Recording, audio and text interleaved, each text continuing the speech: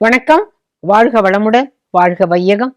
உலகத்து மக்கள் அனைவருக்கும் எல்லா நன்மைகளும் பெருகி என்றென்றும் மகிழ்ச்சியா இருக்கணும்னு வாழ்த்துறோங்க. இன்னைக்கு எனக்கு என்ன சொல்லணுங்கிறது தெரியும். அந்த கதையை அப்படியே தொடர வேண்டியது. அத்தனை பேருக்கும் ஆச்சரியம் என்னன்னு கேட்டா, பாண்டவர்கள்லாம் சகுனி அவ்வளவு நல்லவனா?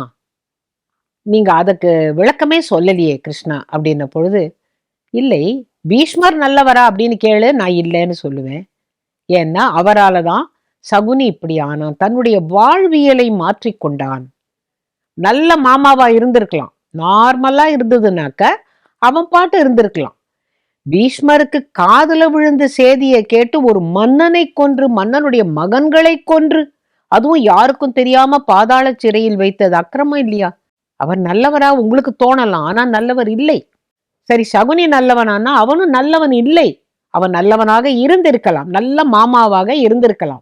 ஆனால் அவனை அப்படி ஆக்கியது யார்? பீஷ்மர்.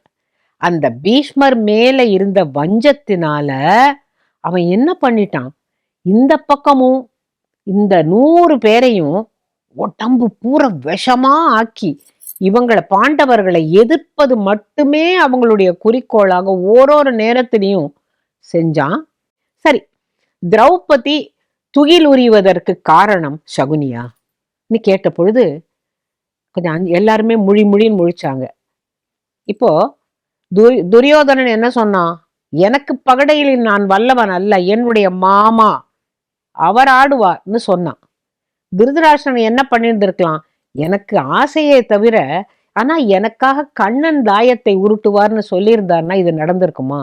சொன்னாரா? கேளு அப்படின்ன உடனே தர்மர் அவருக்கு இந்த சூதாடுவதில் உள்ள விருப்பம், தான் ஆடணும் அப்படின்னு தானே. சரி, நான் கிட்ட இருந்திருந்தாக்கா திரௌபதிக்கு இது நடந்திருக்குமா? அப்படி நடக்க விட்டுருப்பேனா? சரிப்பா, உன் மகுடத்தை கழட்டி வைத்தாய், தம்பிகளெல்லாம் வெயின்னு சொன்னா ஒருத்தனுக்கு தோண வேண்டாம்? என்ன தோக்க, ஆனா என் தம்பிகளை நான் எப்படி கொடுக்க முடியும்? ராஜ்யத்துக்கு அப்புறம் நான், என் தம்பிகள், அப்புறம் என் மனைவியும் சொன்ன பொழுது சிச்சி இது நடக்கக்கூடிய காரியம் இல்லைன்னு ஏன் சொல்லல? அப்ப யார் நல்லவர் அப்படின்னு கேட்ட கேள்விக்கு எங்களால இதை ஏத்துக்க முடியல கண்ணா. அப்ப சொன்ன பொழுது, இது பார், சகுனி என்ன பண்ணான்? நீங்க இவ்வளோ பேசுறீங்களே, உங்க சுற்றம், உற்றார், உறவினர், பிள்ளைகள், பாண்டவர்கள் அத்தனை பேரும் உப பாண்டவ அத்தனை பேரையும் இழந்த பிறகும் உங்களுக்கு அந்த வன்மம் ஏன் இருக்கிறது? அப்ப அவனுக்கு எவ்வளவு வன்மம் இருக்கும்? இப்ப உங்களுக்கே இத்தனை பேரை இழந்துட்டோமே, அப்புறம் இனிமே என்ன இருக்குன்னு உங்களுக்கு தோணலையே? இன்னும் ஒரு கோபம் வருது இல்ல உங்களுக்கு? இப்ப பீஷ்மருடைய ஆசை நிறைவேறவில்லை, விடு.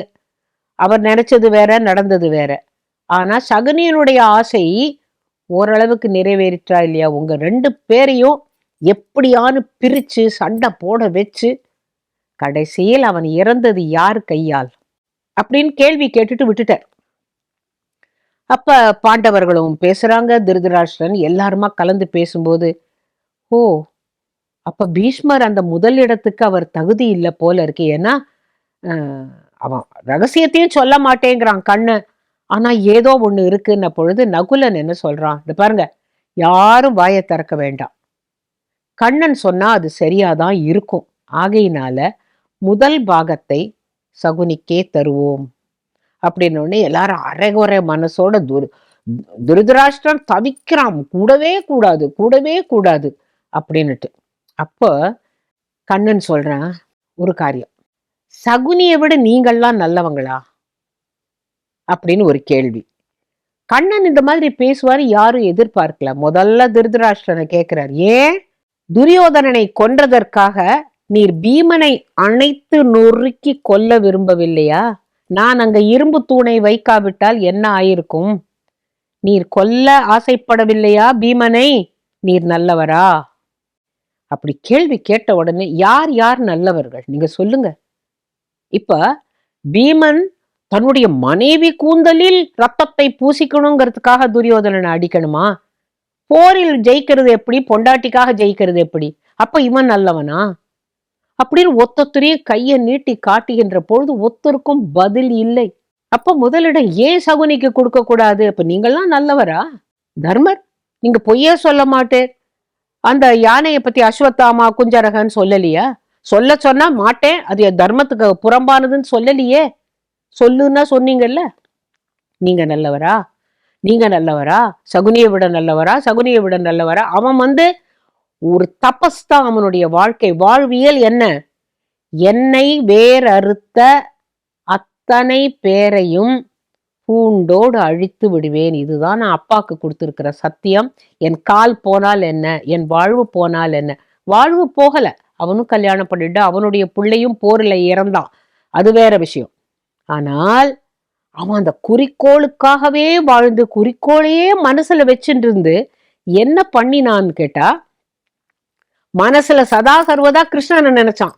இவன் இந்த நான் இப்படி பண்ணேன்னா அவன் என்ன பண்ணுவான், இவன் என்ன பண்ணுவான், அவன் என்ன பண்ணுவான் அப்படின்னுட்டு அந்த கண்ணன் ஒரு மின்னொளி போல அவன் நினைக்கிற எண்ண ஓட்டத்தின் நடுவே ஒரு இழையாக இருந்திருக்கிறான். அதனால் கிருஷ்ணர் என்ன சொல்றார், என்னை விரும்பியோ விரும்பாமலோ என்னை நினைக்கிறவனுக்கு அவன் என்னுடைய பக்தன் தான் அப்படின்னு சொன்ன உடனே எல்லாரும் ஓரளவு ஒரு மாதிரி கன்வின்ஸ் ஆயிட்டாங்க. சரி, சகுனிக்கு முதல் இடத்தை கொடுக்கலாம், முதல் பாகத்தை கொடுத்து முடிச்சாச்சு. சகாதேவன் தான் இதுக்கு காரணம். முடிச்சுட்டு, கிருஷ்ணா உங்ககிட்ட தனியா பேசணும் அப்படின்னுட்டு சகாதேவன் வரான். என்ன?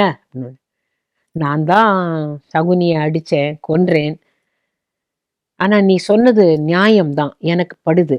போது நீ கொன்றேன்னு சொல்லாத, நீ காலனுடைய நீ காலனுடைய உருவாக பிறந்தவன்.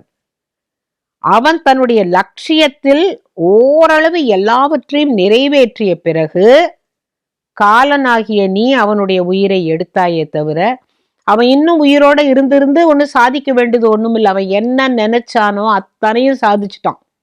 இந்த குடும்பத்தையும் அழிக்கணும், அந்த குடும்பத்தையும் அழிக்கணும், ஓரளவுக்கு அழிச்சாச்சு. இங்க நான் இருக்கிறதுனால உங்க 5 பேரும் காப்பாற்றப்பட்டீர்கள், இல்லட்டா நீ உங்களையும் அழிச்சிருப்பான். உங்க பக்கம் நான் இருந்த காரணத்தினால் மட்டுமே நீங்கள் பிழைத்தீர்கள்.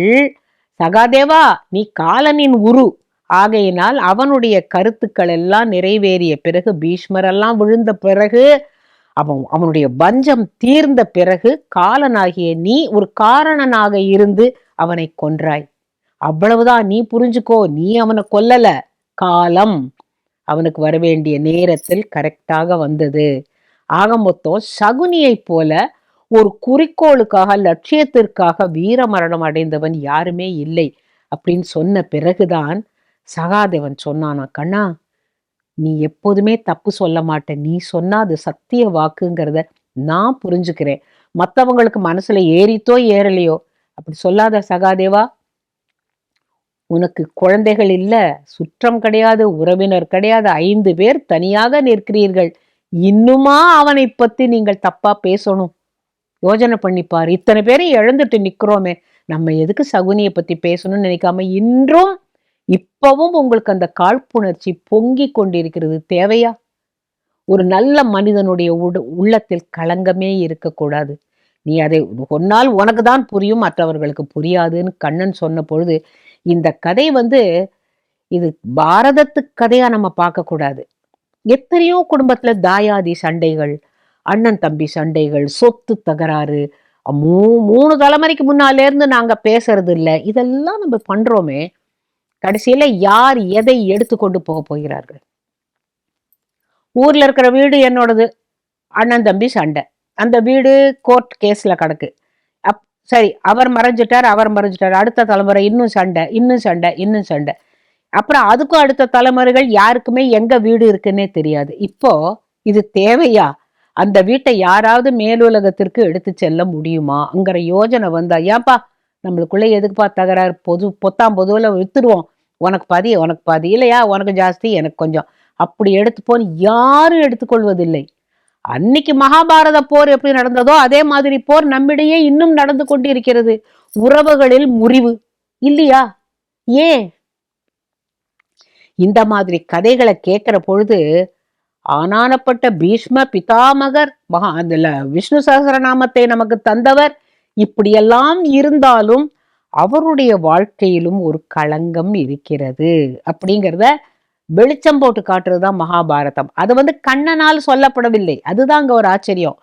அது எனக்கும் பீஷ்மருக்கும் உண்டான ரகசியம். அதை நான் உங்களுடன் பகிர்ந்து கொள்ள வேண்டிய அவசியம் இல்லைன்னுட்டார் கிருஷ்ணர்.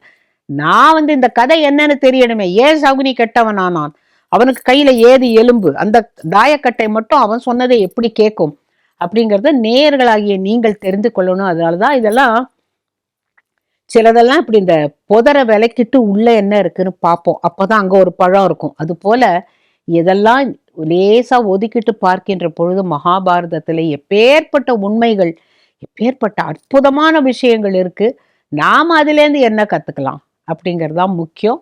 லட்சியம் வாழ்க்கைக்கு தேவை. ஆனா அதற்காக பல குடியை கெடுத்து நம்மளுடைய லட்சியம் நிறைவேற வேண்டும் அப்படிங்கிற எண்ணம் இருந்தா அது நல்லதில்லை.